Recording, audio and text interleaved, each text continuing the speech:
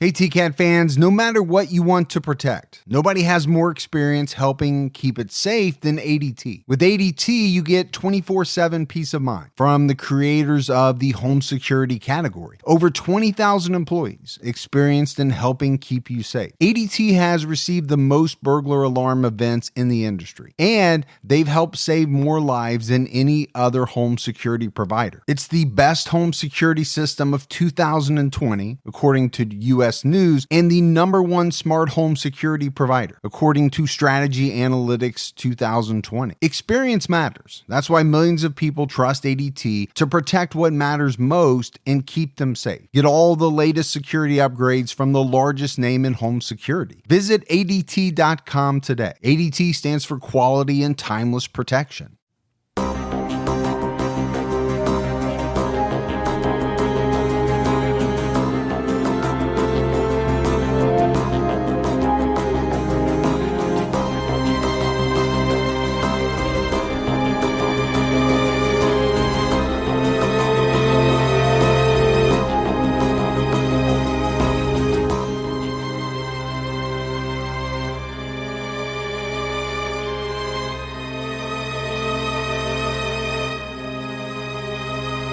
Hello, everyone, and welcome to episode 244 of the True Crime All the Time podcast. I'm Mike Ferguson, and with me, as always, is my partner in true crime, Mike Gibson. Gibby, how are you? Hey, man, I'm doing good. How about you? I'm doing great. You and I just got done taping a brand new Patreon episode. We did. On Joseph Oberhansley, who murdered at 17, was let out, and then murdered again later in life. Did some really bad things. He did. I mean, to the point where the press dubbed him the cannibal killer. But yeah, it's a rough one. It's not one to listen to while you're eating. Let's put it that way. Hey, we got some supporter shout outs for Patreon. We had Christopher Bone jumped out at our highest level. Hey, Christopher. Virginia Plain. What's going on, Virginia? Mike Walston. Hey, Mike. Michelle Renfro jumped out at our highest level. Well, appreciate that, Michelle. Regina Finulier. Oh, Finulier. Christine. Hey, Christine. Sarah Lynn Nisbet. What's up, Nisbet? Jumped out at our highest level. MAGA. Hey, MAGA. Ashley Addison. What's up, AA? Jenny Lee. Hey, Jenny. Engineering Stud. Well, you got to be a stud if you're an engineer, right? Lauren Campbell. Hey, Lauren. Shannon Ash. What's going on, Shannon? Tyler Williams. Hey, thanks, Tyler. Melody McCall. What's up, McCall? Daryl Flintroy. Flintroy. Yeah. So a lot of great new support on Patreon. And then if we go into the vault, Gibbs. Let's do it. This week we selected Mary Beth Long. Well, thank you, Mary Beth. Yeah, she's been with us a long time. She also was selected randomly as our Patreon merch winner for June. So kind of a double whammy there. Yeah. We had some great support on PayPal from Aubrey Eldridge. Hey, Aubrey. Kim Garcia. Hey, thank you, Kim. Natalie Quinones. Ooh, got some Quinones on you. Yeah. And Lisa Orton. Hey, Lisa. So thanks to everyone who supports the show. So I mentioned the Patreon episode. We have an episode out right now on True Crime All the Time Unsolved. We're talking about the 1952 murders at Crater Lake National Park in Oregon. Yeah, this is a fascinating case. It involves, two executives are taking a weekend and they're up at the Crater Lake National Park, but they never make it to where they're headed because they go missing and they're found murdered. And we will dive into, the search and the suspects involved. All of it, as we always do. And don't forget about CrimeCon. If you're going to order your tickets on crimecon.com, make sure you use our promo code TCAT. You get 10% off your standard badge price. Yeah. All right, Gibby, are you ready to get into this episode of True Crime All the Time? I'm ready. We are talking about an American spree killer named Edward Adams, who lived and killed during the 1920s. So we're going back a little further than we normally do. From a young age, he was drawn to a life of crime. He really was kind of the classic representation of a 1920s gangster. And I think a lot of people kind of know what that is, right? You've seen the movies. Sure. Where they go back to kind of the 1920s and, what those gangsters wore, how they talked. the Tommy gun. I mean, it's just all that stuff. Yeah, the good looking hair, man. Sure. You got to have some product in there. Yeah. He ran with other gangsters to commit robberies across 3 states. But Adams turned from a criminal to a spree killer after he escaped from prison. Basically, after that, he was willing to kill whoever stood in his way so that he didn't have to go back to serve a life sentence. He ended up killing 7 people, 3 of whom were police officers who were trying to stop him from committing more crimes. Eddie Adams terrorized the city of Wichita for months, robbing banks, businesses, and injuring innocent citizens. It all came to a violent end during a shootout with the police. So there's no doubt this is a lesser known case. Adams is a lesser known criminal. Sure. But, when you look at it, this case, which is now, 100 years old, that's kind of hard to believe. It's 100 years old. It's just as shocking and disturbing as any modern spree killer story. And I think that tells you something. Yeah, it does. Right? The true crime phenomenon, which is people ingesting it, wanting to hear about it, that's more recent. Yeah. But true crime itself, or crime itself, it's been around forever. Hey, it goes back to that first caveman that bonked that guy over the head for that dinosaur bone, man. If you believe that. You mean literally what I just said on like a week or 2 ago? Exactly. I literally said the caveman who bonked another caveman on the head. I'm stealing your material. Okay. I just really wanted to make sure. Yeah. Edward J. Adams was born in 1887. Everyone who knew him called him Eddie. Now, old newspapers list his name as Edward C. Adams, but all of the modern sources list him as Edward J. Adams. Some sources say that his real name was W.J. Wallace and that he assumed the alias Eddie Adams as an adult. Generally, it's agreed upon by historians that his name was Edward Adams and that the W.J. Wallace is an alias that he used when he went into hiding. I think the other thing it does, Gibbs, is it points out something that you and I have found out over the years, which is the reporting is all over the place. It really is.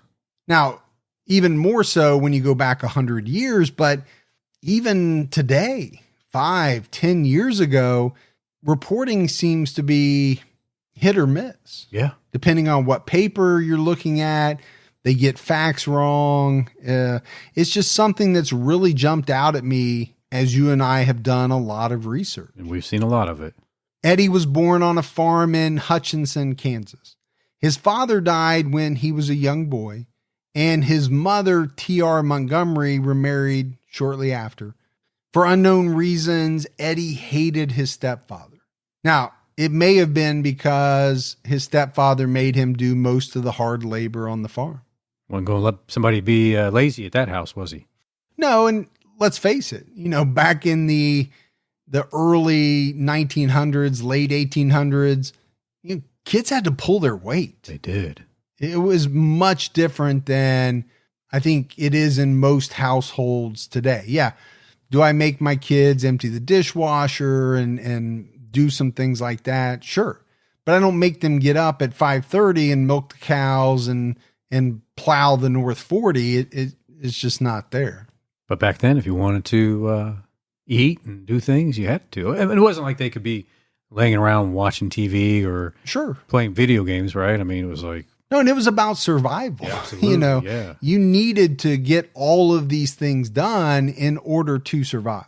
There was no, hey, let me hit up DoorDash or Grubhub and get some chicken over here. No, it didn't happen that way. No. In the early 1900s, Eddie learned the barber trade and he moved to Wichita, Kansas. He worked as a barber for a few years until he was influenced to turn to a life of crime. According to the Wichita Eagle, he came to be a criminal because of a woman. So he had a sweetheart back in Hutchinson, and he left Wichita to return to Hutchinson to marry this girl. Well, if there's anything that can draw you back to your hometown, it's love. Love will do it. Love will do a lot of things. They lived together for a few months until she left him for another man. And if there's anything that will turn you into something you weren't, it's if your significant other runs off with someone else. Yes. Never good. No, it's going to cause some major changes within most people, I would think. Now, I don't think it's going to turn everybody into being a criminal, but, it really marked a turning point for Eddie. He moved back to Wichita and he kind of turned to gambling as a way to cope with his heartbreak. In 1915 or 1916, Eddie met a gangster named John Callahan, and he got involved with bootlegging liquor, some robbery, a little car theft. But that was kind of the thing back then, is the bootlegging part. Well, prohibition. Yeah. Right. And, to me, it's always the kind of what people refer to as unintended consequences. Right. So prohibition comes about. Do you really think that they were, as they were, drafting this or thinking about implementing this, really thinking that, okay, this is going to cause a lot of illegal activity? People are still going to want to drink. Sure they were. They're still going to want their alcohol.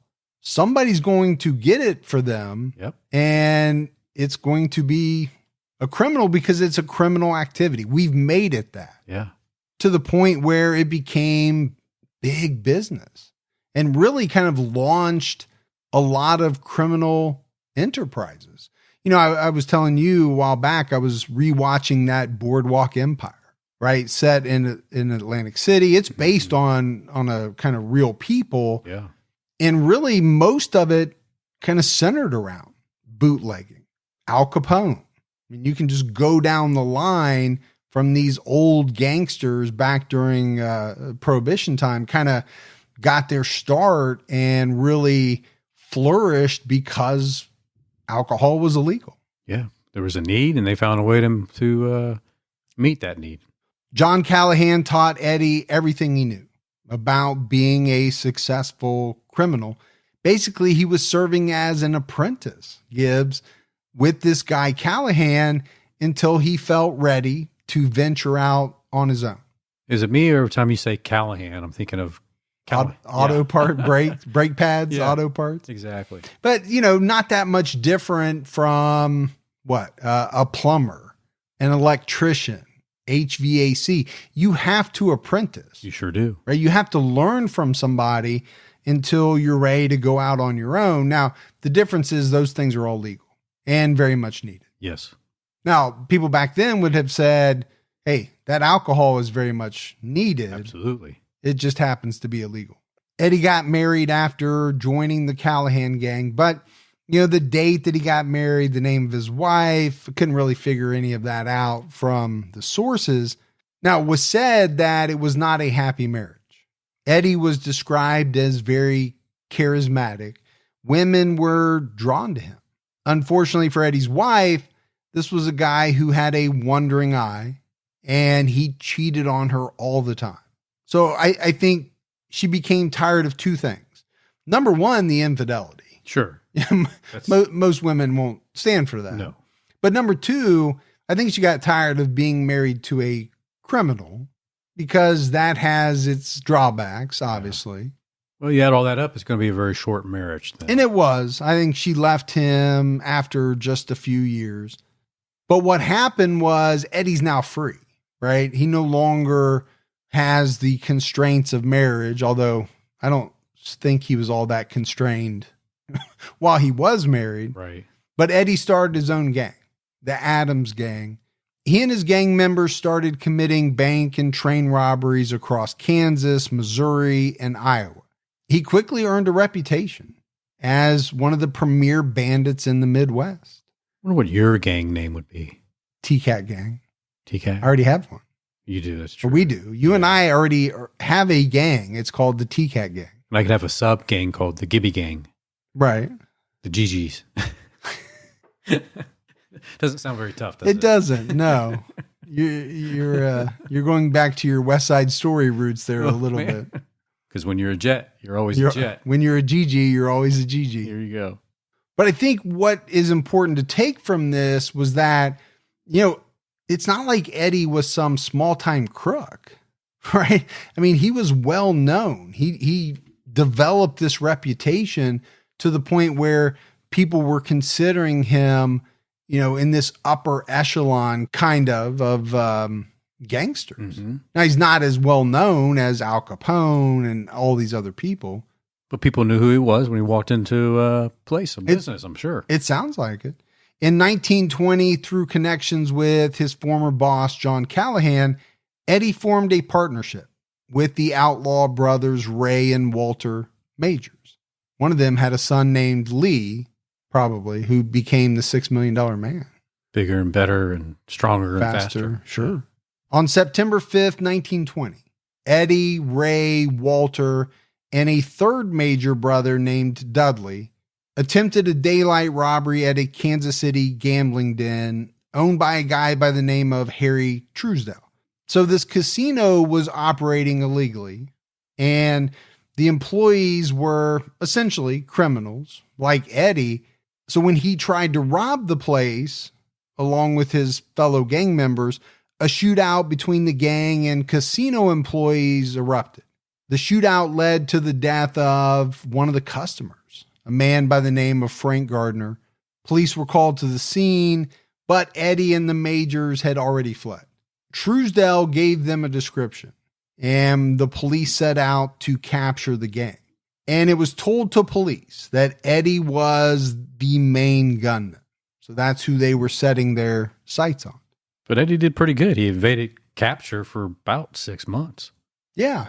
Now, I would think in 1920, 1921, if you wanted to evade capture, if you really wanted to get lost, how much easier was it back then than it is today? I think it would be a whole lot easier, wouldn't it? There's no cameras. There's Right. no GPS. There's no, tracking of information or dispersal of information from one police department to the other the way that there is today. So, you said he did pretty good. I thought, well, seems like he could have evaded longer, but he was captured in February 1921. The Kansas courts gave him a 99-year sentence. Pretty good sentence back then. Yeah. I mean, that's essentially a life sentence, but someone did die. The Major brothers only received 5 years because they took a plea deal on robbery charges, but they both died in prison before they finished their sentences. Dudley Major escaped the scene separately from the other 3 men. He was caught later and served time in the Delaware Penitentiary. So Eddie's going away for life, right? Never to see the light of day again, probably. But as he was being transported to the Missouri State Prison, he escaped by jumping off the train. Oh, the old jump, tuck, and roll. Yeah. Yeah. Dangerous, but that versus spending the rest of your life in prison, I might take a shot at it. Yeah. What have you got to lose? Within just a few days, he joined up with gangster Julius Finney. Together, they robbed a bank and a general store in Cullison, Kansas on February 11th, 1921. So he's free, right? He's made his escape. What's he going to do? Is he going to settle down? Is he going to lay low? No, he's going to join up with another guy and rob places in Kansas. How about you get the heck out of Dodge, literally, Really? and go to another state far away? But criminals don't always think like that. No, they think they're invincible. He was also probably thinking, well, I could go to Connecticut or someplace like that, but I don't know anybody. I'm going to join up with Julius and we're going to start robbing because that's all we know how to do. On February 17th, 1921, Eddie was captured near Garden Plain, Kansas by a posse. And Gibbs, I know you've been a part of a number of posses. Man, I love a good posse. I know you do. Yeah. Unfortunately, you've also been on the other end of a number of posses. That's when I don't love a good posse. Yeah. So it goes both ways. It does. It's hit or miss with you. Eddie wrecked his stolen car near a bridge before he got caught. And then he got underneath the bridge and was holding on from underneath. Yeah. And anybody that has tried, to hold on to, like, let's say monkey bars or any type of, something like that for a long period of time, it's tough. If you're an adult male with any type of weight on you, that is not easy. If you're an 8-year-old kid, okay, maybe you can hang there for a very long time. You're some type of gymnastic person, right? Yeah. A gymnast. It's going to be difficult, I think, A gymnastic type person or a gymnast, Yes. Either one. Yeah, they're a little slightly different. There is. One's a little higher caliber, I think. Exactly. So he's trying to hold himself up underneath this bridge. The problem is, okay, you can only do that for so long. And he couldn't do it long enough to avoid capture. What I thought was interesting was the timing, right? He's captured in February 1921. He gets a 99-year sentence. By February 11th of that same year, he's robbing banks again. He's jumped off the train. And then just 6 days later, he's caught again. This all happened very quickly. And why did it happen? Because he didn't get the heck out of the Midwest, Missouri, Kansas. It was just like, I'm going to stay right around here. And that's how you get caught. Head west, son. Head west. Or east. You can go anywhere. Go south to Texas. Go up north, Canada. Great place to be. Mounties and all. Gibbs, I never used to think too much about the blinds in my home. Sometimes I would adjust them in the morning, close them at night, sometimes just forget about them entirely. I never really understood how much window shades could actually do until I discovered Hunter Douglas. They offer unique shade designs using advanced fabrics that provide clear views to the outside of your home while providing daytime privacy inside. They have industry-leading, energy-efficient shades. These provide insulation against heat and cold for year-round comfort, and they help you save on your utility bills. But to me, the best part is their PowerView automated shade technology. PowerView allows you to program your shades to move automatically throughout the day based on what you want, from letting in light slowly as you wake up, opening entirely for a sunny breakfast, adjusting to block the hot midday sun, or raising just in time for that perfect sunset. Innovative shade designs from Hunter Douglas let you enjoy a more beautiful, comfortable, and convenient lifestyle. Visit hunterdouglas.com/TCAT today for your free Style Get Smarter design guide with fresh takes, creative ideas, and smart solutions for dressing your windows. That's hunterdouglas.com/TCAT for your free design guide. And we continue to talk about Best Fiends. I just cannot say enough about this game. Best Fiends makes your brain feel like you took a couple of laps in the pool and then you got out and you were super refreshed. Best Fiends is way more fun than the other matching puzzle games out there. It's one of those games that makes 30 minutes feel like 30 seconds, and it's totally free to download. With thousands of fun puzzles to solve, there's something new every day. That's what's amazing about this game. It never gets old because they're constantly adding new things to the game. New characters, new levels, new themes. I'm constantly striving to get to that next level. I love the challenge, but I also love the sense of accomplishment that it gives me. And I'm having fun at the same time. There really is just so much to love about this game. If you haven't tried it, give it a try. Let me know if you love it as much as I do. Download the 5-star rated puzzle game, Best Fiends, free today on the Apple Store or Google Play. That's Friends without the R, Best Fiends. So after this robbery, right, the residents of Cullison learned about it. They notified officials in all the towns along the way to Wichita to be on the lookout for Eddie Adams. 5 men made up the posse. R.H. Moore was a marshal and newspaper publisher. Carl Wolf was a garage owner. Carl Whiskey was a mail carrier. There was a guy named Charles Self, and there were 2 men who were garage employees, Charles Self and Walter Moundon.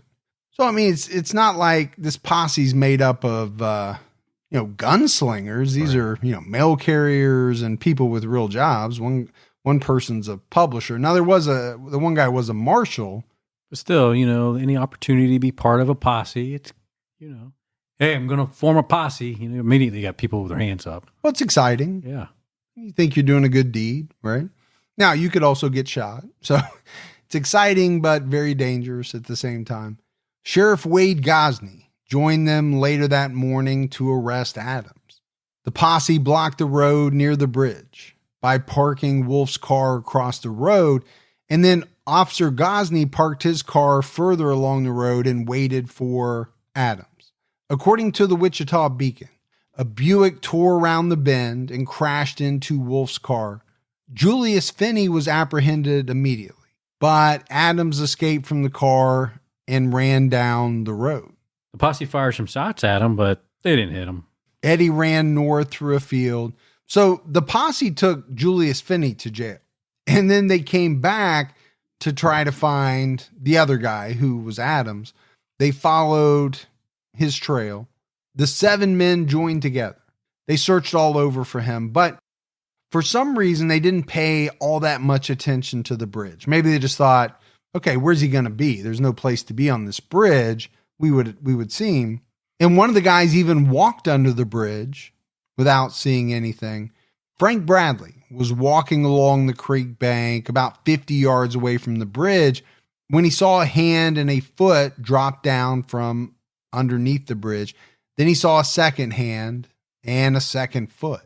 So the posse surrounded the bridge, and Gosney climbed down the embankment and stuck the end of his shotgun into Eddie's ribs and said, "Stick 'em up, kid. I've got you." That's some words you don't want to hear as you're hanging from the bottom of a bridge. No, it also sounds like a cheesy line from a Western, but that's exactly what he said. According to the Wichita Beacon, Eddie pleaded with this guy. And he said, "For God's sakes, don't shoot." As I'm sure there was a real threat back during that time. Hey, if you move a muscle, we'll just shoot you because you're a wanted criminal. There won't be a trial. Be easier for everybody. We'll just say you came after us, you came at us, or whatever it is. And you said, everybody loves a good posse. Well, the problem is with a posse, I think back in the day, they took quite a few liberties. They did a lot of things that, let's say, were not quite within the rules of engagement. Yeah, I think they kind of had a different rule book. Kind of played by their own rules, probably, in a lot of cases. But no doubt that had to be a very intense moment. Oh, there's no doubt, yeah. So Eddie crawled out of his hiding place and he surrendered. So what he had done is he'd crawled up between the 2x12s that were supporting the bridge and laid his body across a plank. It's actually pretty ingenious. If you think about it, it's a good hiding place. He held his hands and feet out of the way. But the problem is he'd been there for about 30 minutes and the strain of the position was just too much and he needed to stretch, relieve, some of the tension on his arms, I would think. The Beacon wrote, had Eddie Adams possessed greater physical endurance, he probably would not be lying in the Pratt, Kansas jail, awaiting trial for alleged bank robbery with a life murder term hanging over his head. So basically they're saying if he had just done some more push-ups, Gibbs, maybe if he hadn't skipped arm day as much as he had, he would have been able to elude the police. Well, it's important to not skip those days. Get into the gym, as you know. Comes back to bite you. Yeah. But here's the thing. There was a lot of confusion when this arrest first happened because police didn't know that they had arrested Eddie Adams. Eddie told them that he was W.J. Wallace. On February 25th, 1921, the Wichita Beacon published Cullison Bandit confesses he is hunted outlaw. And that was after Eddie Adams admitted his real identity inside his cell at the Pratt County Jail. Initially, police didn't believe Dan Hosmer, who was the Wichita PD identification expert, who determined that the inmate they had was Eddie Adams. The sheriff and other officers refused to believe it. There's no way, they said, that this is Eddie Adams. But even though no one believed him, Hosmer insisted it was Eddie and asked for his fingerprints to be taken and compared to those on record. Hosmer compared his mugshot with the known photo of him from his first arrest, and he insisted that they were indeed the same person. I guess everybody at the station just laughed at him. And it ended up that hundreds of different law enforcement officials came to try to identify this prisoner. Yeah. But it was Dan Hosmer who ended up being right. That's all you want, guys. I got my man. Who's laughing now? Eddie confessed after Hosmer compared his fingerprints and measurements with the ones on their records. Wonder what type of measurements? We're just talking about height, weight, how long your arms are, how big your feet are. I guess they had to work with all kinds of different things back in the day. Maybe they measured everything. Maybe. I don't even want to know. The Wichita Beacon reported that Eddie said, "I may as well admit it to you, Sheriff. I am Eddie Adams. Clever Eddie, they call me, as the real brains of the famous Major Gang." After he confessed his identity, he was taken to Kansas State Prison. He pleaded guilty to bank robberies and highway robberies. And isn't it interesting how quickly everything happened back in the day?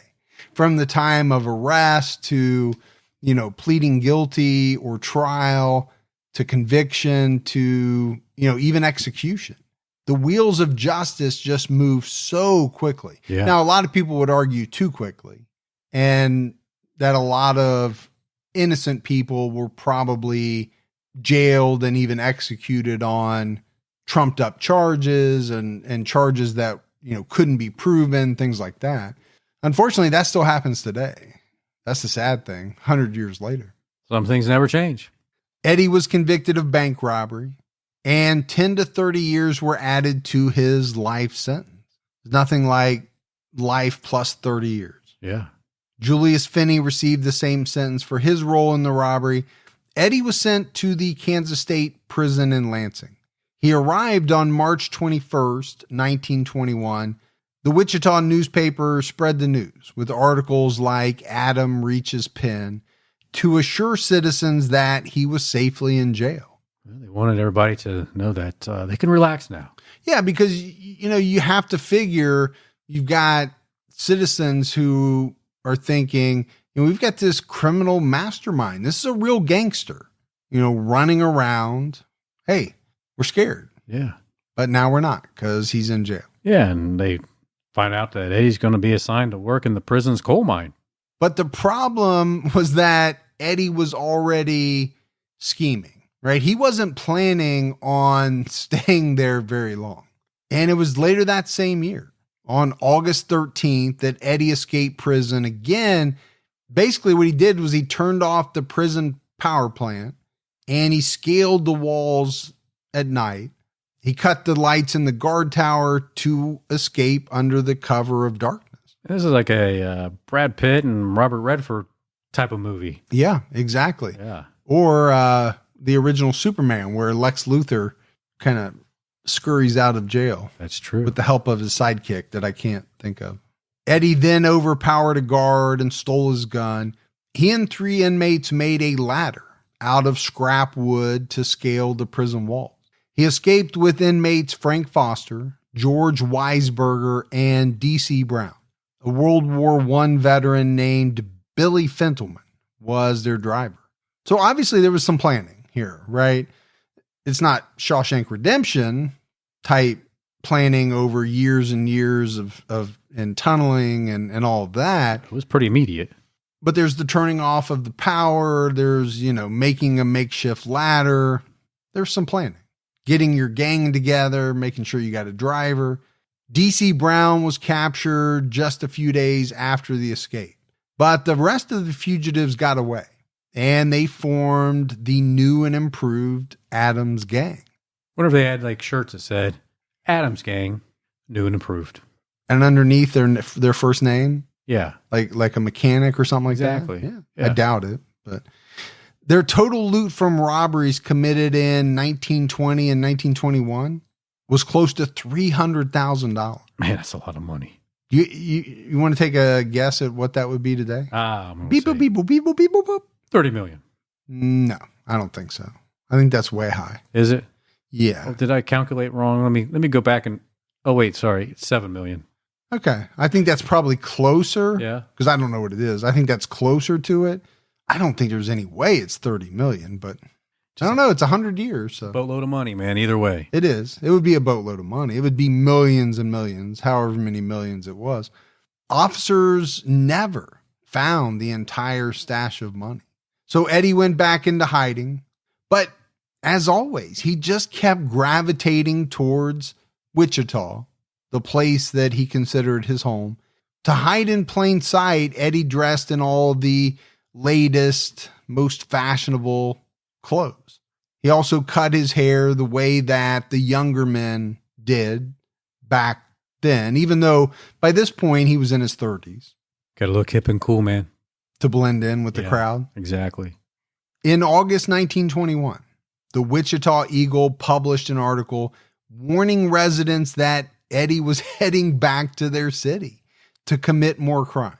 So, you have the Wichita paper saying, we got Eddie. Everyone can breathe easy. You're all safe now. Well, it wasn't that long until they had to start running stories that said, hide your valuables, hide the women and children, because Eddie's coming back to town. And Eddie's not happy this time. He's not. The police were worried that he was going to settle some scores, especially with police officers who he felt had wronged him. And sadly, Gibbs, they turned out to be right. In September 1921, Eddie, Frank Foster, George Weisberger, and Billy Fentelman joined together to rob banks. The Adams gang robbed over $10,000 from different banks in Rose Hill and Hayesville, Kansas. During the Hayesville robbery, Eddie pistol whipped an 82-year-old man named James Creville for no reason. And this guy later died from his head injury. Yeah. And why would he have to do that to an 82-year-old man? Well, I think that's a great question. Was this guy really about to foil a robbery? Was he giving them a hard time? Or, had Eddie changed? I think is one of the big questions. Yeah. Had he become more violent? Why do you need to pistol whip an 82-year-old man unless he's getting in the way of you committing your robbery? And there was no evidence that that was the case. It was almost as if he did it because he wanted to do it. And maybe it's, kind of a sense of how Eddie had changed over the years. Sure. On October 8th, 1921, the police attempted to capture the gang in Kansas, but they escaped after a gunfight. The shootout injured Deputy Benjamin Fisher, but he survived. So I think one thing is clear, right? The police already said they were worried that Eddie was going to settle some scores. I think what's clear is that he's not going back to prison. No. And if he has to kill people, he will, including police officers, and maybe to Eddie Gibbs, especially police officers, because it seemed like he did harbor some, really bad feelings against them. He thought that some of them had done him wrong. I definitely don't think he was scared to shoot at them. No, not at all. On October 19th, the gang was spotted in Osceola, Iowa, after they stole $500 worth of silver from a bank. Another posse was formed, and they attempted to apprehend the gang near Murray, Iowa. A local farmer named C.J. Jones tried to intervene, and he was killed in the gunfight. Sheriff E.J. West and other officers pursued the gang. The gang stole a car owned by the sheriff, and they got away. They traveled to Wichita, and along the way, they continued their crime spree. They robbed 11 stores in Muscatau, Kansas alone. Now, I don't think that's a very big town. I don't know what it is today, but I'm assuming it wasn't a big town in 1921. It was a very busy afternoon. Yeah. I mean, how many stores did they have? 12? Yeah. They got 11 of the 12? We almost got all of them, boys.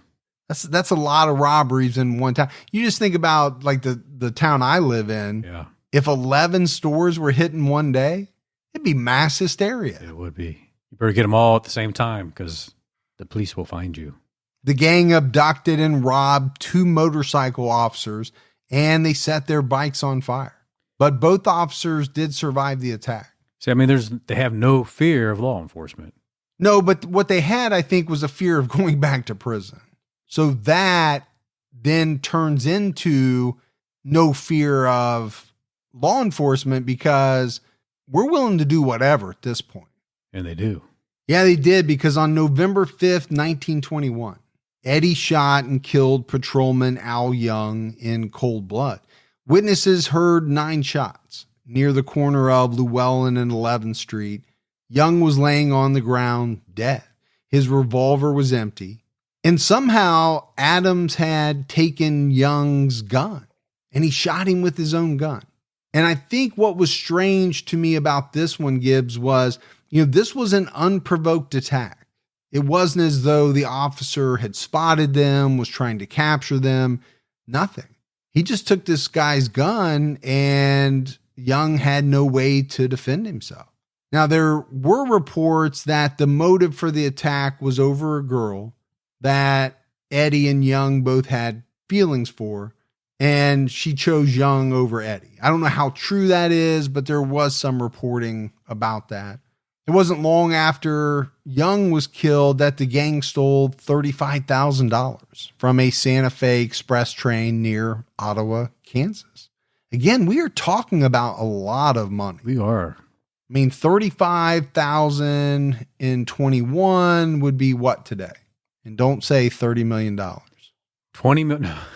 $20 million. Yeah, it's probably like a $500,000, I think that's probably pretty accurate. That's probably pretty close. Gibbs, you know what I like? Overstock.com. You know who loves it more than I do? My wife. She's on there all the time, and for good reason. Overstock.com has amazing home goods that won't cost you a fortune. I think one thing that's very true is that your mood, your productivity, all of that is enhanced by a beautiful space, whether it's your office, your bedroom, or your living room. Doesn't matter. And at Overstock.com, you don't have to spend a fortune for quality furniture and decor. They have one of the largest online assortments of home goods, all at a low cost. Plus, in the continental US, absolutely everything ships free. So what are you waiting for? You deserve a home that's beautiful, cozy, and stylish. Visit overstock.com/deals and start saving today. On the evening of November 20th, Eddie Adams, Frank Foster, one of Eddie's female friends by the name of Nellie, George McFarland, a thug and bootlegger, and 2 women were joyriding in Wichita. They were followed by a car carrying Billy Fentleman, Billy's wife, George Weisberger, gangster P.D. Orcutt, and 2 more ladies. 2 police officers noticed the 2 cars traveling at high rate of speed, and they pulled the car over with Eddie Adams inside around 1:10 a.m. A shot was fired from the vehicle, and it's not known for certain who fired the shot. It was either Eddie or Frank Foster, but it killed patrolman Robert Fitzpatrick. The outlaws fled the scene, dropped off the women somewhere, and then drove into Cowley County. They ran out of gas at 3 o'clock in the morning and stopped at a farm. Eddie attempted to steal a car from a farmer named George Oldham, but Oldham tried to fight back, and Eddie killed him. Eddie and Frank Foster stole the car. George McFarland ran away on foot. Yeah, so this guy was a gangster, but he was like, you know what? I don't need any of this type of trouble. I'm out of here. Yeah, so he ran away on foot. I mean, I get it.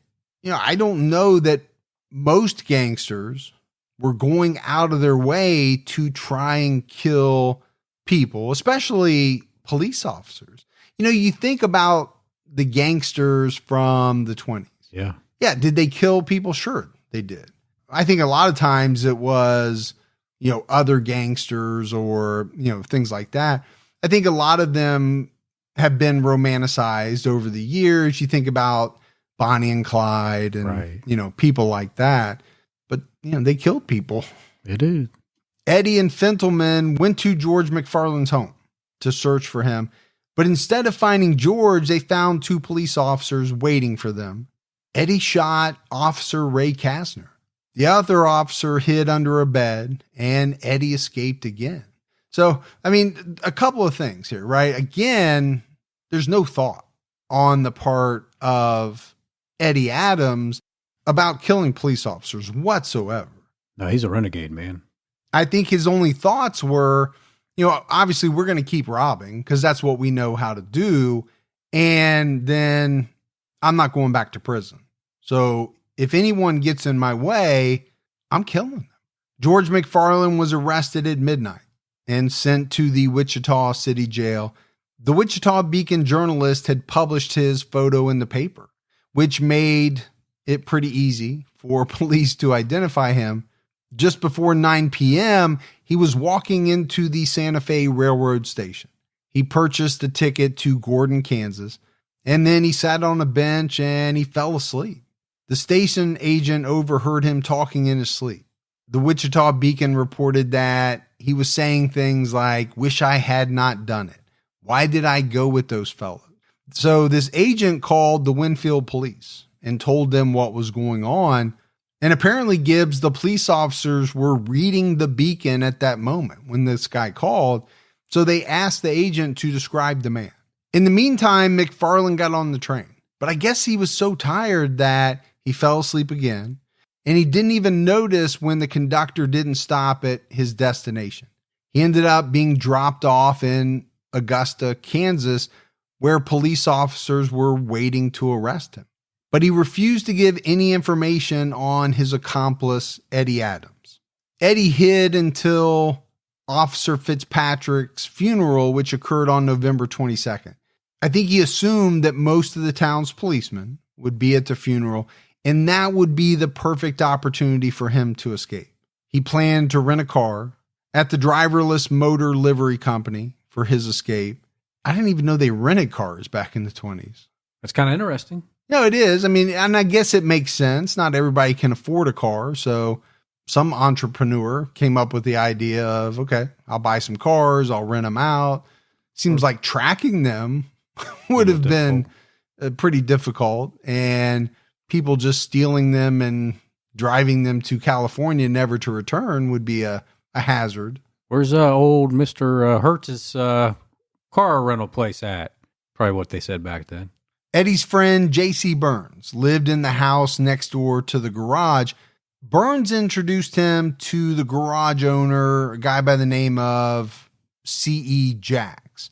But Jacks recognized Eddie, and he secretly called the police. So the Wichita police were preparing for Officer Fitzpatrick's funeral when they got this call about a suspicious character at the garage. At 2:30 p.m., 3 officers arrived to arrest him, and a deadly gun battle ensued.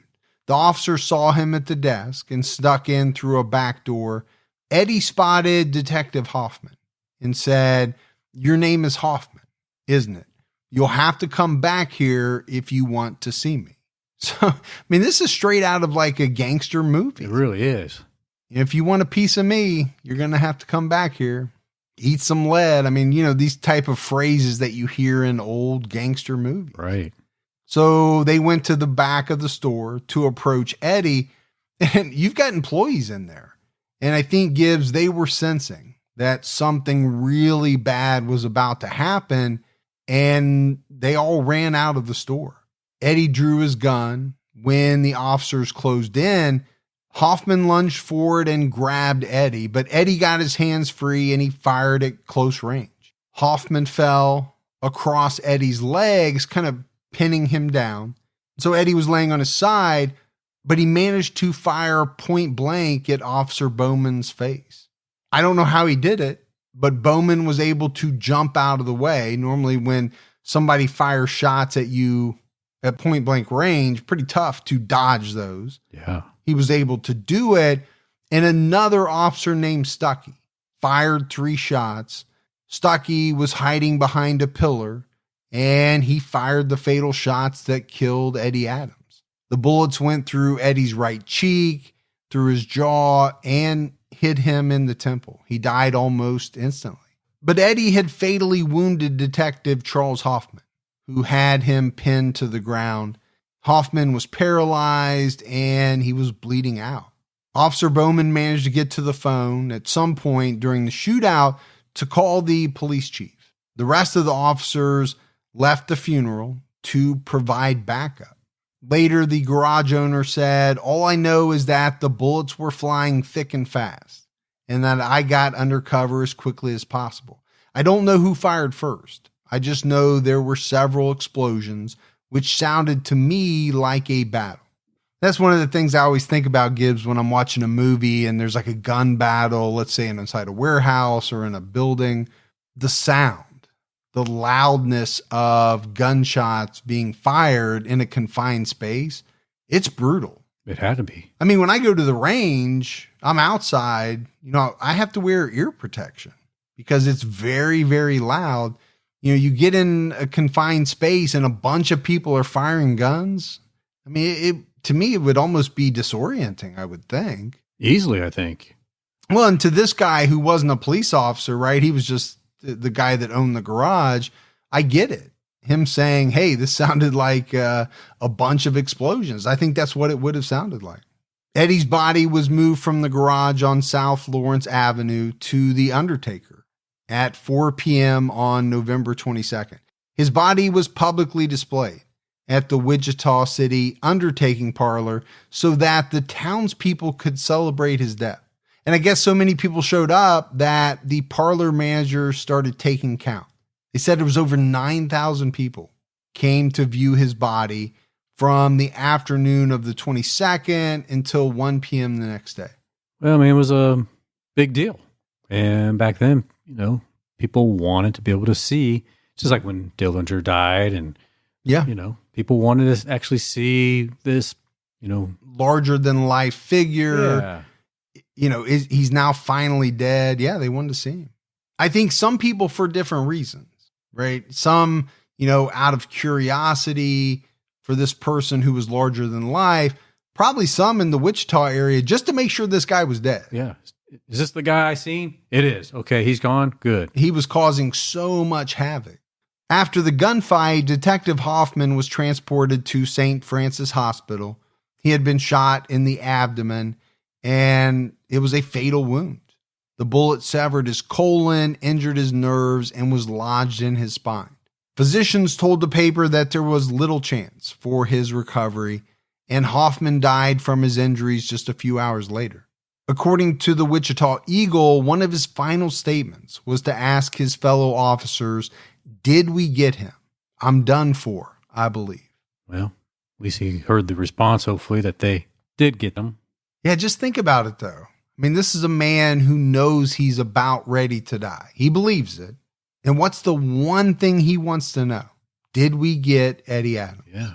Me dying, hopefully that allowed you guys to get him, And really, if you analyze it, it probably did. I mean, this guy, kind of took him on hand to hand. Yeah, he got shot, but in doing so, he fell on Eddie. And that's really what stopped him and allowed the one officer to put 3 shots into him. Mrs. Hoffman had been warning her husband to be careful at work. He was known as one of the best detectives in Wichita, and he had a reputation for wanting to arrest people peacefully. I guess, Gibbs, he was reluctant to turn to violence or to even use his gun. He wanted to arrest Eddie without a fight, but like we've talked about, Eddie was going to do whatever it took to escape, and that included killing as many police officers as he had to kill. And you think about, his wife telling him to be careful at work. How many wives or husbands of police officers say the same thing every day when their spouse or their mate goes off to work? Be careful. Yeah. Because it's a very dangerous job. We appreciate the police every day. We do. Ed Bowman recovered from his gunshot wounds at the Wichita hospital. He had been grazed in the nose. He had some powder burns and an injured right eye. But other than that, he was pretty much unharmed. Good. The police discovered that Eddie was planning to rob a bank the day he was killed. He put dynamite in the car he was renting. He had explosives in his pocket. He had 50 rounds of ammo for his pistol. And there was a whole bunch of other weapons in the car. I'm pretty sure that's against your rental policy. Yeah, I don't think the rental companies like it when you're carrying around explosives, but he definitely had the weaponry, if that's the right word. Well, I think you put a D in it, but other than that, it's very close. Yeah, I think he was ready for about anything coming his way. Yeah, and he probably was at all times because he never knew when he was going to, have a gun battle. There were a lot of people looking for him. And, when you have that mindset of you're not going back to prison, you better carry all your guns with you at all times. Hey, at 50 rounds of ammo today, dollar amount would be a pretty high dollar, wouldn't it? Yeah. If you could find it, it'd be very, very expensive. Yeah. The chief of police and chief of detectives were congratulated by people from Kansas and Iowa. Emmett Gregg, superintendent, special service of the Eastern District of Santa Fe, sent a telegram to the chief of detectives. It read, "You and your subordinates are to be congratulated in the killing of Eddie Adams, the notorious bandit. It is regretted that he and his gang killed and wounded several of your officers prior to his death. Hope you will be able to apprehend all his gang who have been paralyzing the country at large. Extend my sympathy to the family and friends of the officers who lost their lives and were wounded in his capture." In total, 38 accomplices were arrested. 4 were sent to the Kansas pen, and Frank Foster received a life sentence for his crimes. One of the women who was with Eddie told the police where his car was to avoid prison time. They found it on November 27th, 1921. It was the car he was driving when he killed the police officers in Iowa. Well, they did some real damage there on cleaning that little gang up, didn't they? They did. 38 people. So Gibbs, as we wrap up this episode, I don't think there's any doubt Eddie Adams was one of the big outlaws of the 1920s. Now, it was very early, right? 1920 and 1921. He was dead by 21. But you think in those 2 years, how much carnage he caused. Sure. In lives and in stolen money and property and all of that. The post-war period led to an improved economy in the U.S. And, there were a lot of businesses that had lots of cash. The police and government were busy rebuilding after the war, too busy, right, to dedicate all of their time to fighting outlaws. And I think it was, some of these conditions that made trains and businesses very vulnerable to lawless men and women who wanted to build their wealth illegally. Because it was easy money, really. Yeah, it was easy money. But okay, so back then it was robbing trains, robbing businesses, bootlegging. Fast forward through the last 100 years, right? There have always been and will always be people who are more than willing to build wealth through illegal means, whether that's trafficking drugs, being a gangster, being a cat burglar, whatever you want to say. Yeah. There's always somebody out there looking to get money without actually earning it. Selling free cable. Selling free cable. Eddie died at the young age of 34. He murdered 7 people in 14 months, and he wounded at least 12 others. I mentioned it, the outlaw, the gangster. It's often been glorified in the media, the movies. It's even glorified, I think, today. A little bit, yeah. Look back at that time frame kind of nostalgically and say, those guys were something. Yeah. Well, yeah, they were something. They were killers. So I think it's important to remember stories like the case of Eddie Adams. Eddie was a dangerous, selfish criminal who was not afraid to kill anyone who stood in his way. He terrorized residents of Kansas, Iowa, and Missouri for over a year. No one knew if their business or home would be his next target. I think Gibbs, probably most people, believed that justice was rightfully served when he was killed in that gunfight with police, bringing his short life to a violent end. Yeah, I think if they didn't kill him that day, he was going to continue to rob and kill people. And I think you could kind of see it in that the Telegraph or the Telegram, whatever it was that the big head guy sent, saying, "Hey, congratulations on killing Eddie Adams." I think everybody was more than fine with his life ending the way it did. But that's it, Gibbs, for our story on Eddie Adams. Kind of different, a departure, doing a little gangster stuff. But, yeah, he was a spree killer. There's no doubt about it. Certainly was. He just happened to be a gangster as well. We got some voicemails. You want to check those out? I do. Hi, my name is Rita John. I just found your podcast a few weeks ago. I'm about 50 or so episodes in, so I guess I am binging. Love it. Love the podcast. Was wondering if you were going to do a story on Timothy McVeigh. Not really kind of a serial killer, but certainly somebody who killed a lot of people. Keep up the good work and keep your own time ticking. Thank you so much for all the great podcasts. Well, thank you for the kind words. And so if she's at 50 now, Gibbs, depending on how quickly she binges, maybe a while before she hears this voicemail. Timothy McVeigh has always been on the list. Sure has. It's a fascinating story, a fascinating case. You know, I thought about doing kind of a bunch of them together, Ruby Ridge and Timothy McVeigh, because they kind of, Weavers, everything kind of weaves together. Right. But we'll definitely do it. Yeah. At some point. Hi, my name is Ronnie. I'm from Houston, Texas. I'm relatively new to your podcast, so I am still catching up on episodes. But I wanted to mention one of the things that I keep hearing you talk about is a lot about the last meals of prisoners. And I thought you might think it was interesting that my grandparents grew up in the same town in Central Texas as a serial killer.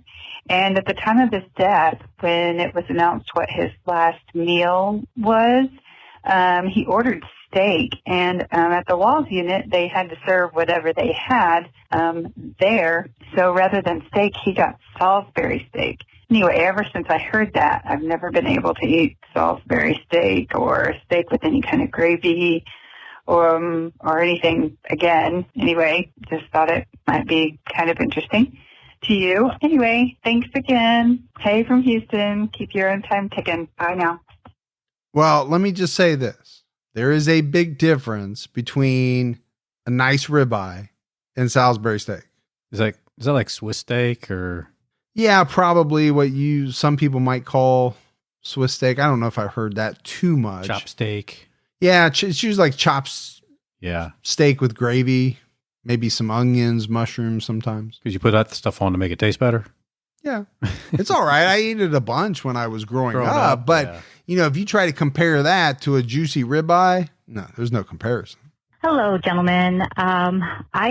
This is Laura Delaney. I'm a Patreon supporter, and right now I'm listening to your episode on Brian Romero Leyva, and I got to the part where you two were talking about what the host, Beto Ortiz, the words he used to describe the victim, Thalia, and you couldn't come up with the word. So I have a word for you. That word is assholio. He was very assholio. Pardon the language, but the guy's an asshole. Thank you. That's all I have to say. Stay safe and keep your own time ticking. Bye. I would have to agree. Yeah. If you remember Gibbs, he just said stuff that was so derogatory. And this was after she was killed. Yeah. It was kind of mind-boggling that somebody would be that, tasteless, that crass to kind of, I don't want to say put down, but really that's what it was. It was just asshole. Yeah, it was assholio. Yeah. I like it. Yeah. Hi, Mike and Gibby. My name is Michelle. I'm calling from Rhode Island. I know you don't do a lot of stories there. There are a couple of good cases, but I was just listening on my way home from dropping my daughter off at college, and I listen to you every Sunday, and I was going to post this on Facebook, but you know how polarized things can be, so I figured I'd leave you a voicemail, and maybe it can just be a public service announcement to our listeners. I wanted to compliment you on the way that you delicately handle race. And I say that as a biracial woman, and oftentimes you only mention race when it's relevant to the story, whether or not it's part of the defense or the media portrays it in a certain way. But always, when I listen to your podcast, I have to look up what this person looks like, who's featured in the story. And oftentimes I'm surprised because it never comes up. Unless, like I said, you reference it. So I just wanted to tell you that's appreciated because the media doesn't do that. It's always the biggest focus of the story, especially when it is a person of color. So I just wanted to tell you, I think that you do things really well. And I love listening to you, and I'm going to keep listening, and I have to figure out how to donate on Patreon. I'll be doing that. And, keep your own time ticking, keep your head on a swivel, and I hope to hear my own voicemail. Thanks, Mike and Gibby. Keep doing what you're doing. Oh, great. Well, you will hear this voicemail. Yeah. So, Gibbs, speaking of that, I think it's, something that you and I have tried to do from the beginning, or at least, early on, is just, focus on the story. It really doesn't matter unless, like she said, it becomes an integral part to the story. Right. If it's a part of the defense or, something like that, then race really makes no difference because, a killer's a killer. Yeah, exactly. No matter what race they are. And so it's just kind of something that we try to do, but we appreciate you pointing it out. We do. We had some mailbag Yeah. gifts. Lisa Van Otterloo sent us a huge package. Local goodies from South Dakota, dog bowls from her company, a wine glass from my wife, and one of those pops. And this is Prison Mike from The Office. I was really excited. Yeah, you were. Amazing stuff. Yeah. Our good friend Katie O'Connor sent us in some magnets of the two main characters in Shawshank Redemption and a sticker of one of my favorite characters, the dude from The Big Lebowski. The dude. So she knows us well. She's been listening very closely. All right, buddy. That is it for another episode of True Crime All the Time. So for Mike And Gibby. stay safe and keep your own time ticking.